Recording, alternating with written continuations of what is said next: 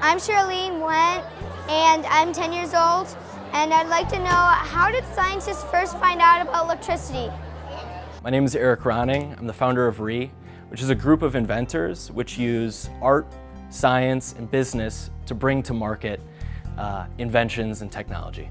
Electricity is a complex topic that drives the world as we know it today. From Edison's iconic light bulb to the satellites that enable our smartphones.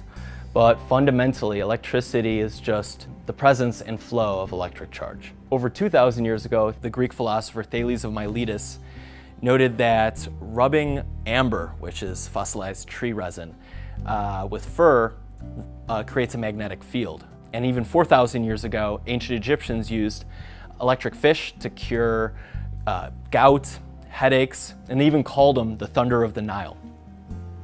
But I wouldn't really consider these scientific discoveries, but rather just merely observations. And the reason is to satisfy the scientific method, an observer would need an experiment set up, a hypothesis, and a thorough analysis afterwards. And the importance of this is that others can build on that knowledge later on, which is why it's worth noting that in the year 1600, William Gilbert was the first person to coin the term electricity, or really electricus from the Latin word.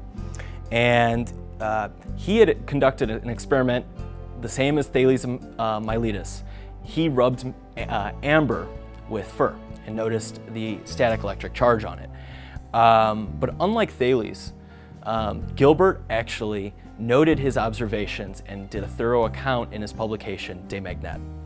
And the subsequent discoveries afterwards is what really matters. You have in 1831, Michael Faraday, who developed the first electric dynamo for power generation, which allowed people to generate electricity, more specifically current, in an ongoing and practical way, which in turn allowed for the invention of Thomas Edison's 1878 light bulb. As you can probably tell, all of these discoveries are interlinked, and the reason why is because of each individual's scientific contribution was not just an observation, but rather a thorough account of their theories, their ideas, and it allowed a series of discoveries to occur.